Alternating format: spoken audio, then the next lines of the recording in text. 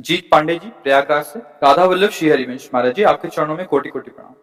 महाराज जी मैं एक विद्यार्थी हूँ। महाराज जी मेरे अंदर ये बात चलती रहती है कि बहुत सारे मेरी पदों की प्राप्ति हो, पर मन भटकता रहता है कैसे अपने लक्ष्य की प्राप्ति करूं। बट मैं भगवत मार्ग भी छोड़ना नहीं चाहता। महाराज जी दोनों का समावेश करते हुए मैं कैसे अपने उस लक्ष्य की प्राप्ति भी करूं जो एक संसार में मेरे अंदर श्री जी प्रेरणा करते हैं। श्री भगवान ने कहा है, अनेक चित्त विभ्रांता मोहजाल समावृता। हमारी चित्त वृत्ति भ्रांत हो चुकी है अनेकता में। हमें बहुत से नाम रूप जड़ चैतन्य अच्छा बुरा गुण अवगुण ये सब कुछ दिख रहा है। मोहजाल समावृता, मोह माने अज्ञान होता है, अविद्या होती है। इससे हमारी बुद्धि आवृत माने ढक गई है। ढक जाने के कारण जो है वो दिख नहीं रहा है। कौन?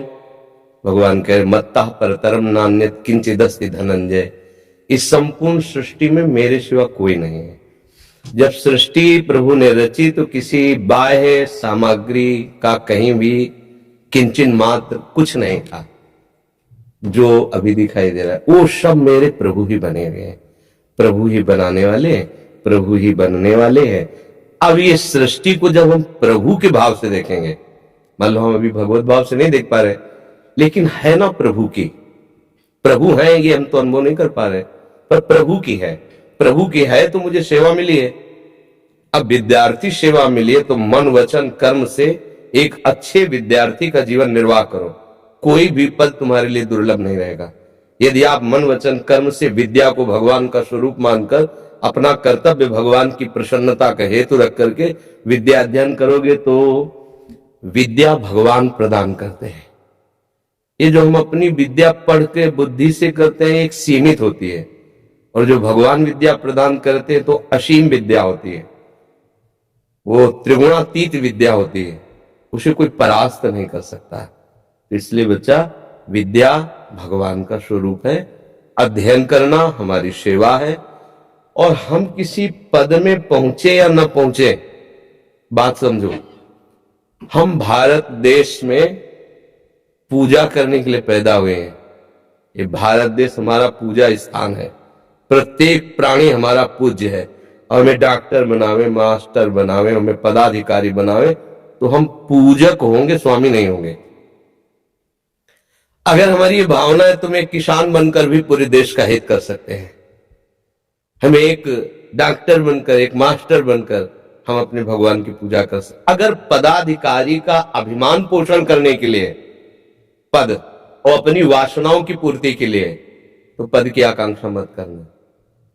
और अगर है कि हम अपने भारत देश के पूजा गृह हमारे भगवान का, हम यहाँ पूजा करना चाहते हैं, हमें कोई ऐसा पद मिले, ऐसा कोई शासन विभाग मिले, ऐसा कोई सेवा विभाग मिले जिससे बहुत लोगों को जो गरीब हैं, अशिक्षित हैं, जिनको हम सुख पहुंचा सकते हैं, हमें ऐसा भगवान पद दे और मैं वह सेवा करूं तो निश्चित वो पद मिल जाएगा। और अगर वो पद अपने अभिमान बढ़ाने के लिए मिले और अपनी वासनाओं के पोषण के लिए मिले तो तुम्हारी दुर्गति कारण बन जाएगा।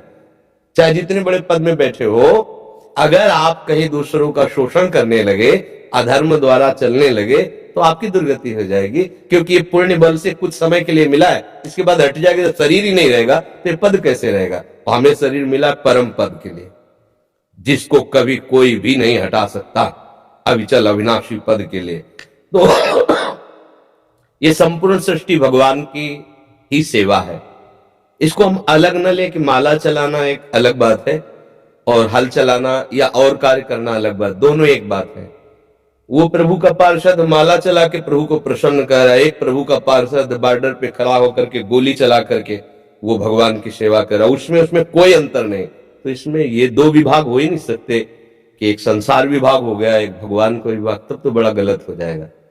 एक का ही विभाग है, सेवा के अलग अलग विभाग है। ये बात समझना। आपको समझ में आए?